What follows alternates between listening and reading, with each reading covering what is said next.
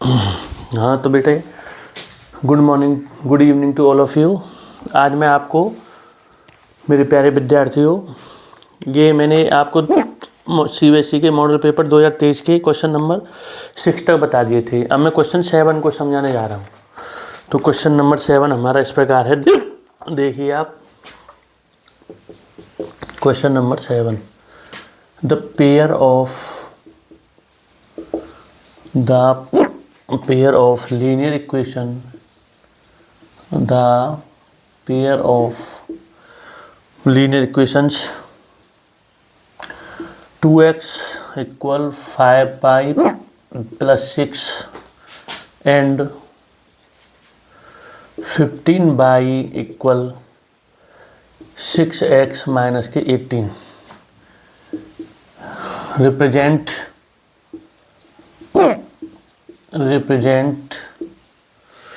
two lines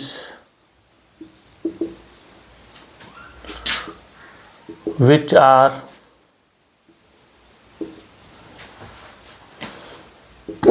तो सबसे पहला पॉइंट है इसमें इंटरसेक्टिंग, दूसरा पैरेलल, तीसरा ऑप्शन है इसमें कोइंसिडेंट, और चौथा है नन ऑफ दीज। अब समझिए इसे। तो हम बात कर रहे हैं यहाँ पे, ये हमें लीनियर इक्वेशन दे रखी हैं। इनको हमें हिंदी में बोलते हैं रैखिक समीकरण। इनको क्या बोलते हैं? लीनियर इक्वेशन को हम बोलते हैं लीनियर इक्वेशन। इसको बोलते हैं हम हिंदी में रैखिक समीकरण। क्या बोलते हैं हिंदी में? रैखिक समीकरण। तो एक तो हमें ये दे रखी है, तो इसको ऐसे लिख सकते हैं हम 2x माइनस के 5y इक्वल 6, और इसको इधर ले जाएंगे, या आप इसको भी इधर ले लीजिए 6 को। तो 2x माइनस के 5y माइनस के 6 इक्वल क्या हो जाएगा? ये 0। उसके बाद इसको इधर ले लो, तो ये हो जाएगा 6x माइनस के 15y माइनस के 18 इक्वल 0। ये आ गई हमारी दोनों लीनियर इक्वेशन। अब हमें ये बताना है, ये दोनों रैखिक समीकरण जो हमारी दोनों, ये लाइन की इक्वेशन है। तो ये लाइन कैसी है? आपस में इंटरसेक्टिंग कर रही है, पैरेलल है या कोइंसिडेंट है। इंटरसेक्टिंग को हम बोलते हैं प्रतिच्छेदी रेखा, पैरेलल को बोलते हैं समांतर, इसको बोलते हैं समपाती रेखाएं। तो देखिए इसमें बहुत सीधी सी बात है। इसमें सूत्र का प्रयोग हो रहा है 2/6 इक्वल माइनस के 5/15 इक्वल माइनस के 6/18 माइनस के 18।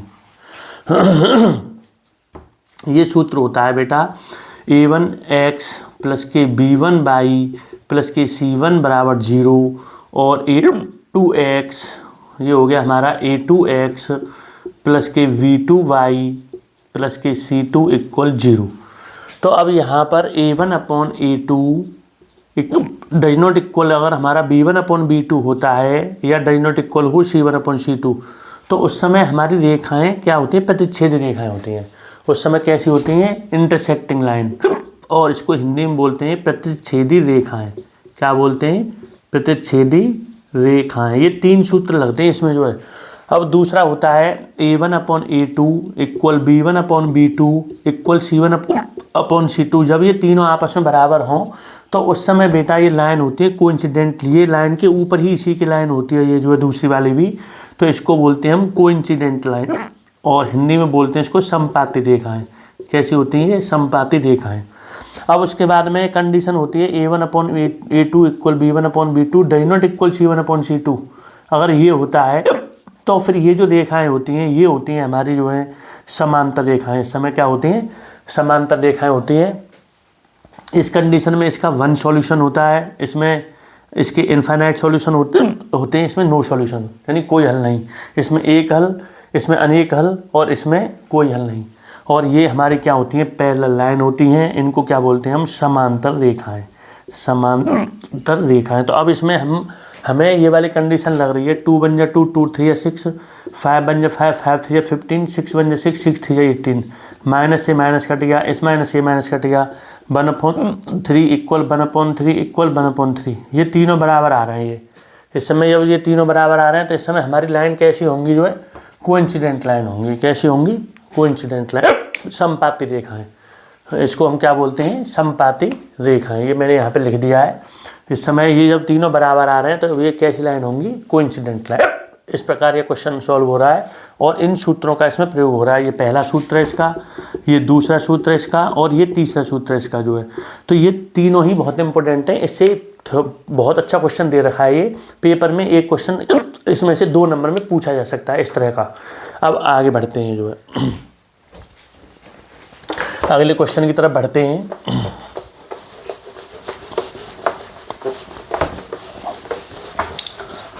अगला क्वेश्चन क्या कह रहा है हमसे, ये देखते हैं जो है। तो अगला क्वेश्चन है, क्वेश्चन नंबर 8 है बेटा हमारा। क्वेश्चन नंबर 8, क्वेश्चन नंबर 8 ये है, if alpha comma beta are zeros, if alpha comma beta are zeros of the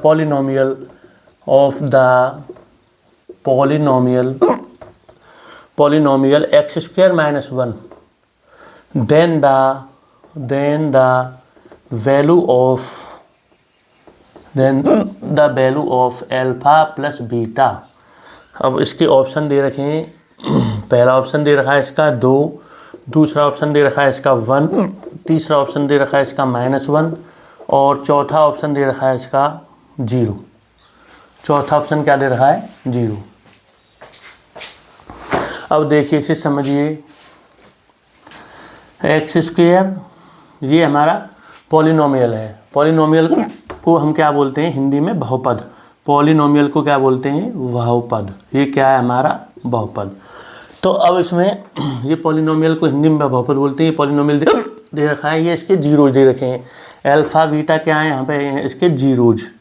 zeros को हम क्या रूट्स, जीरोज को हम क्या बोलते हैं? शून्यक।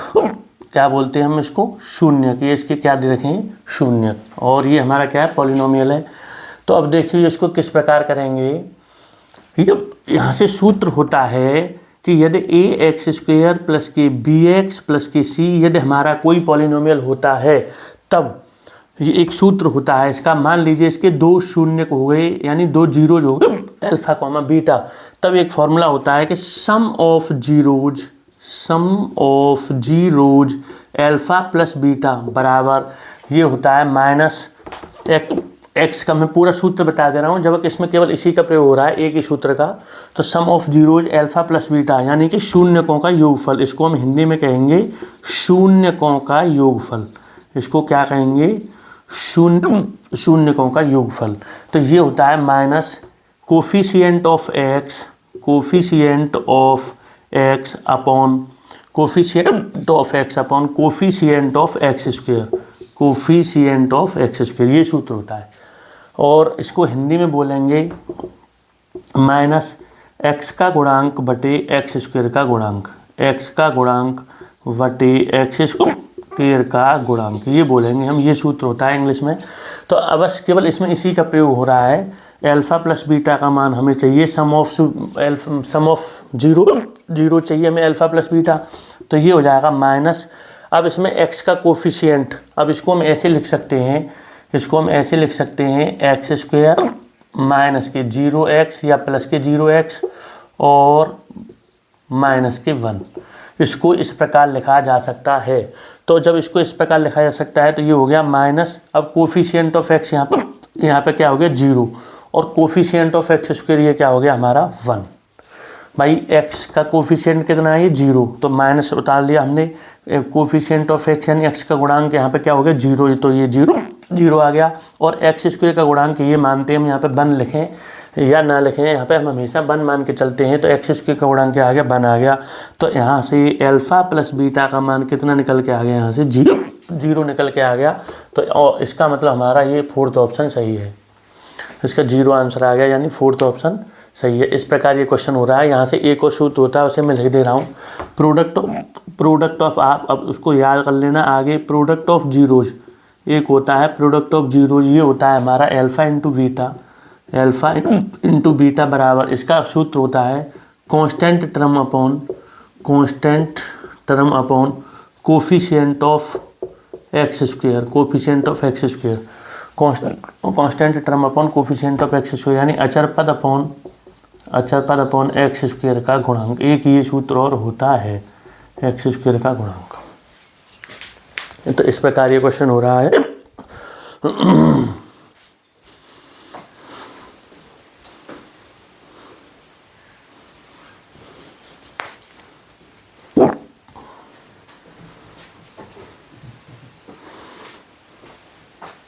देखिए इसमें एक क्वेश्चन और बता दे रहा हूँ मैं इसमें।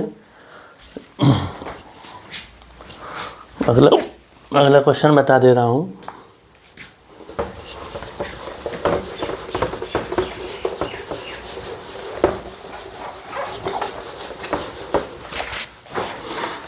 अगला क्वेश्चन है question number 9।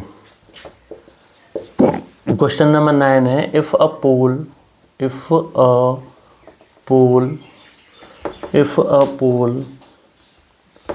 6 metre high, if a pole 6 meter high cast a shadow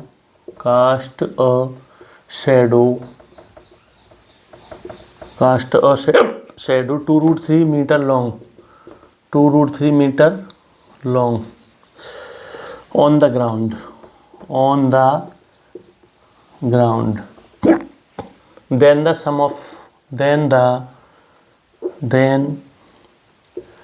sun's elevation is. देखो यूपी बोर्ड के बच्चे भी समझ सकते हैं सॉल्यूशन। तो ये क्वेश्चन हमसे ये कह रहा है कि इफ पोल इतनी मीटर हाई, देखो एक कोई खम्बा है बेटा, पोल है, ये 6 मीटर ऊंचा है। ये कितना ऊंचा है? 6 मीटर। ये क्या है हमारा? पोल। ये क्या है? पोल। पोल को हम हिंदी में क्या कहेंगे? खम्बा। अब इसकी जो शैडो बन रही है, वो शैडो हमेशा कहाँ बनती है? पृथ्वी पर बनती है। तो इसकी शैडो बन रही है, कास्ट शैडो 2√3 मीटर लॉन्ग। तो ये जो शैडो बन रही है इसकी, इसको हम क्या बोलेंगे? ये हमारी क्या है? शैडो। इसको हम हिंदी में एक तरह से बोलेंगे छाया। हम कोई भी पृथ्वी पर चीज़ खड़ी करेंगे यहाँ पर ऐसे वर्टिकल 90 डिग्री का एंगल बनाते हुए तो इसकी हमेशा जो छाया होगी यानी शैडो होगी वो हमेशा कहाँ होगी? नीचे होगी जो है। इसको हम क्या बोलेंगे? शैडो। SHADOW। अब इसमें हमसे ये पूछा जा रहा है, अब इसमें दो प्रकार के होते हैं एंगल। एक तो एंगल ऑफ डिप्रेशन होता है, एक एंगल ऑफ एलिवेशन होता है। तो एंगल ऑफ एलिवेशन इसको हम बोलते हैं उन्नयन कोण। क्या बोलते हैं? उन्नयन कोण। इसको हम क्या बोलते हैं? उन्नयन कोण बोलते हैं इसको जो है। तो ये एंगल ऑफ एलिवेशन है हमारा, अपने लेट कर लिया अल्फा। तो अब यहाँ पे ये ट्रायंगल हो गया हमारा ABC और एंगल ऑफ एलिवेशन क्या हो गया यहाँ पर? अल्फा हो गया। ठीक है बेटे। तो यहाँ पे हमने लेट कर लिया, लेट एंगल ऑफ एलिवेशन